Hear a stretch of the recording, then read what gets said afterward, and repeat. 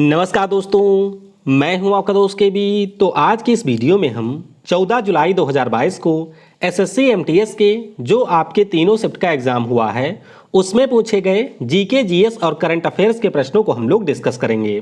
तो पूरा वीडियो बहुत ही ध्यान से देखिएगा। इसकी जो पीडीएफ फाइल है वह आपको टेलीग्राम चैनल केवी गुरुजी या kvguruji.in के ऊपर मिल जाएगी। वहां से आप इसकी पीडीएफ को डाउनलोड कर सकते हैं। इसके अलावा अगर आप आने वाले समय में एसएससी एमटीएस का एग्जाम देते हैं और आप अपने प्रश्नों को मेरे साथ में शेयर करना चाहते हैं तो ये मेरा व्हाट्सअप नंबर है। आप इस नंबर के ऊपर अपने सारे प्रश्नों को मेरे साथ में शेयर कर सकते हैं। तो चलिए अब इस वीडियो की हम शुरुआत करते हैं। पहला प्रश्न पूछा गया कि संगराई नाम का जो हमारा लोक नृत्य है ये आपके कौन से राज्य से संबंधित है। तो संगराई नाम की अगर हम लोग फोक डांस की बात करते हैं तो ये हमारे त्रिपुरा राज्य का फोक डांस है। कहाँ का है? त्रिपुरा राज्य का ये फोक डांस है। इसके अलावा होजागिरी, गरिया, बिजहू, लेबांग भूमानी, हैहक, वांगला ये सारे भी हमारे त्रिपुरा राज्य के डांस हैं। अगला प्रश्न पूछा गया कि पुष्कर झील किस राज्य में स्थित है। तो पुष्कर लेक की बात करते हैं, ये आपके राजस्थान में है और आपको ध्यान रखना है कि पुष्कर मेला भी आपके राजस्थान राज्य में लगता है। कई बार परीक्षाओं में ये पूछा जाता है कि भारत की खारे पानी की सबसे बड़ी झील कौन सी है। तो आपको ध्यान रखना है अगर हम लोग खारे पानी की सबसे बड़ी झील की बात करते हैं तो ये आपका सांबर साल्ट लेक है जो कि आपको राजस्थान में ही देखने को मिलेगा। लेकिन अगर आपसे ब्रैकिश वाटर की सबसे बड़ी झील पूछी जाएगी तब आपका उत्तर हो जाएगा उड़ीसा वाला चिल्का झील। इसके अलावा अगर हम लोग मीठे पानी की सबसे बड़ी झील की बात करते हैं तो ये आपके जम्मू कश्मीर का उलर झील है। अगला प्रश्न पूछा गया कि स्वतंत्र भारत की पहली जनगणना कब हुई थी। तो आप सभी को ये पता होना चाहिए कि 1881 में जब हमारी नियमित जनगणना शुरू हो गई थी तो उसके बाद में हर 10 वर्षों पर जनगणना अपने देश में होती है और 1947 में हम लोग आज़ाद हुए थे और उस हिसाब से पहली जनगणना हमारी हुई थी 1951 में। तो 1951 में पहली जनगणना हुई थी। आपको ध्यान रखना है जनगणना की शुरुआत 1872 में ही हो गई थी, लेकिन जो हमारे देश में पहली बार रेगुलर सेंसस है वो आपके 1881 में किया गया था और ये करवाया था लॉर्ड मेयो ने। इसके अलावा आपको ये भी ध्यान रखना है कि हमारे देश में जो सोशियो इकोनॉमिक कास्ट बेस पहली जनगणना है ये आपकी हुई थी 1931 में। तो ये पॉइंट भी आपको ध्यान रखना है। अगला प्रश्न पूछा गया कि पिछले साल यानी कि 2021 में किस राज्य की सरकार ने घर घर राशन योजना को चलाया था। तो ध्यान रखिएगा इस प्रकार की पिछले साल 2 योजनाएं चली थीं। अगर हम लोग घर घर राशन योजना की बात करते हैं तो ये चलाया था आपके दिल्ली की सरकार ने। लेकिन अगर आपसे ये पूछा जाए कि मुख्यमंत्री राशन आपके द्वार योजना किस राज्य ने शुरू किया था तो ये शुरू किया था मध्य प्रदेश ने। तो अगर घर घर राशन योजना पूछा गया होगा तो उत्तर आपका दिल्ली होगा और अगर मुख्यमंत्री राशन आपके द्वार योजना पूछा गया होगा तो आपका उत्तर हो जाएगा मध्य प्रदेश। अगला प्रश्न पूछा गया कि हमारी जो आधुनिक आवर्त सारणी है जिसको 1913 में हेनरी मोजले महोदय ने तैयार किया था इसमें हाइड्रोजन किसका प्रतीक है। तो सबसे सिंपल प्रश्न आपके आवर्त सारणी का आप सभी को पता होगा कि हाइड्रोजन हमारे आवर्त सारणी का पहला मेंबर है और इसी का प्रतीक होता है H। एटॉमिक नंबर की बात करें तो वह भी 1 होता है और जो इसका एटॉमिक मास है वह भी आपका 1 होता है। हाइड्रोजन के 3 समस्थानिक होते हैं, ये भी आपको ध्यान रखना है और इनके नाम क्या हैं। तो प्रोटियम, ड्यूटीरियम और ट्राइटियम ये आपके हाइड्रोजन के 3 समस्थानिक हैं। अगला प्रश्न पूछा गया कि directive principle of state policy में हमारा कौन सा अनुच्छेद है जो कि ग्राम पंचायतों के गठन से संबंधित है। तो आपको ध्यान रखना है संविधान के अनुच्छेद 40 में ग्राम पंचायतों के गठन की बात की गई थी और इसी अनुच्छेद के अंतर्गत हमारे देश में 73वां संवैधानिक संशोधन होता है 1993 में और इसी के बाद में ग्राम पंचायतों को एक संवैधानिक दर्जा दिया जाता है। अगला प्रश्न पूछा गया कि टीपू सुल्तान किस वर्ष राजा बना था। तो टीपू सुल्तान से पिछले 2-3 दिन से प्रश्न आ रहे हैं, ध्यान रखिएगा। टीपू सुल्तान की अगर हम लोग बात करते हैं तो इनके पिता हैदर अली की जब डेथ हो गई थी तो उसके बाद में 22 दिसंबर 1782 को ये आपके मैसूर का सुल्तान बनता है।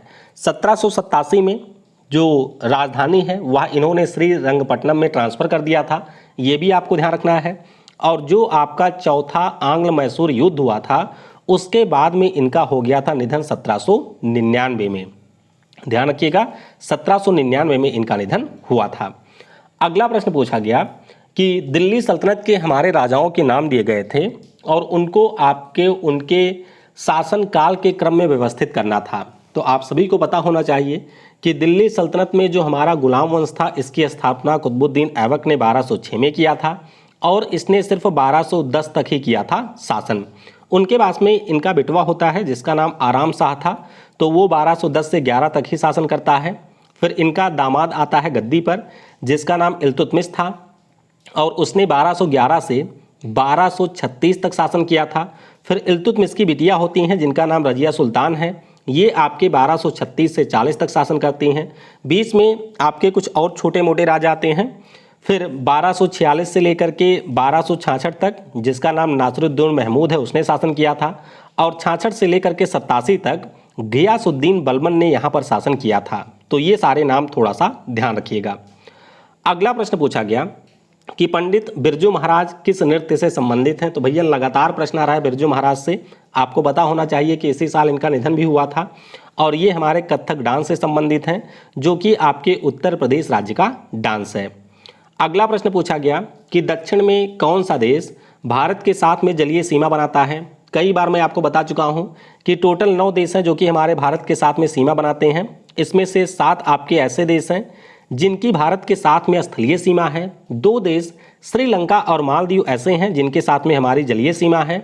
और आपको ये ध्यान रखना है कि श्रीलंका को भारत पाक स्टेट से अलग करता है। अगला प्रश्न पूछा गया कि कोशिका के अंदर जो हमारे पदार्थों की पैकेजिंग या फिर पदार्थों को जो स्टोर किया जाता है, भोजन को स्टोर किया जाता है, उसका कार्य कौन सा कोशिकांग करता है।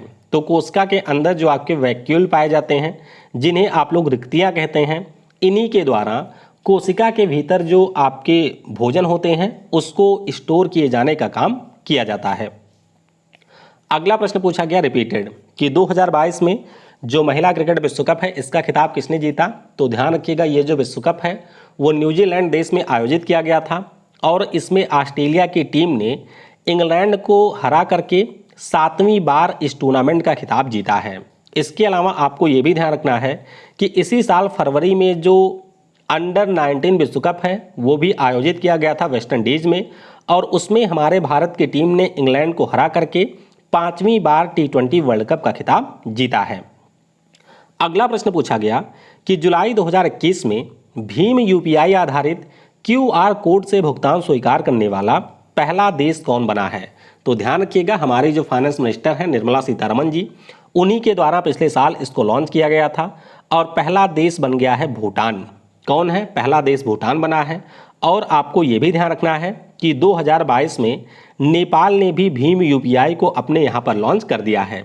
चलिए आपके लिए एक प्रश्न है, नीचे कमेंट में मुझे ये बताइएगा कि यूरोप का पहला ऐसा देश कौन सा है जिसने भीम यूपीआई को अपने यहाँ पर मान्यता दी है।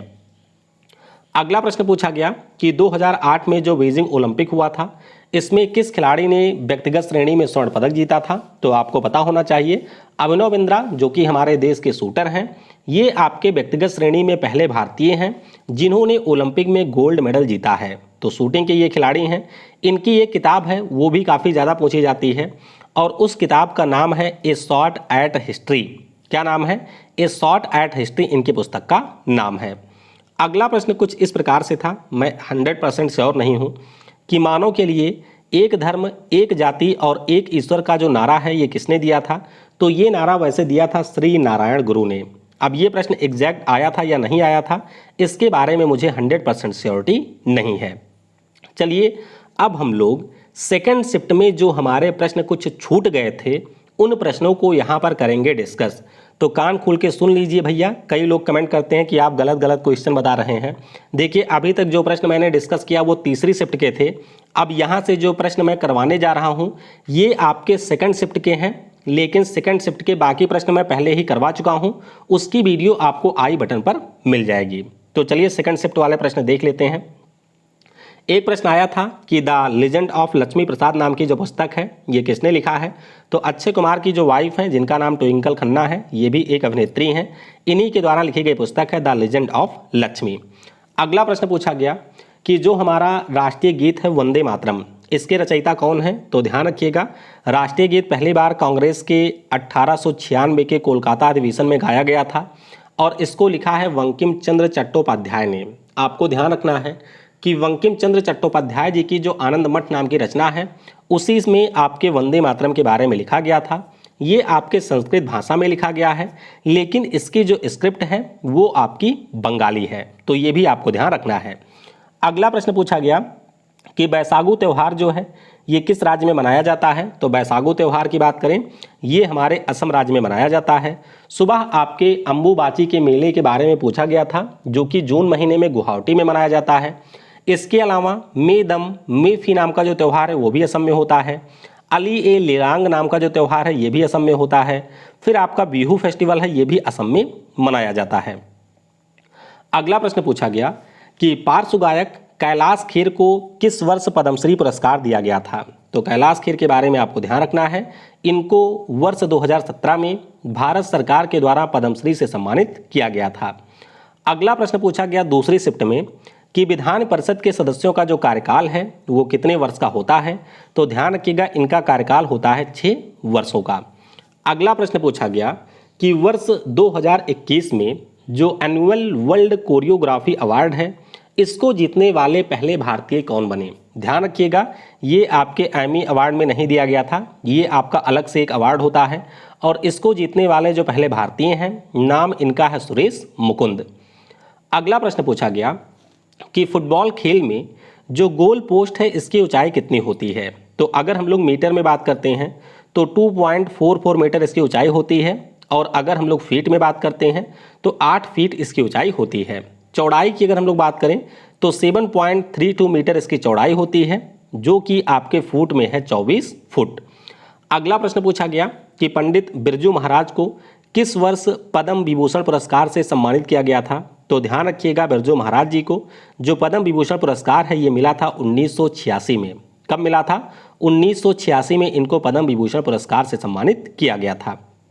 अगला प्रश्न पूछा गया कि वर्ष 2021 के अनुसार किस भारतीय राज्य में सबसे कम बेरोजगारी है।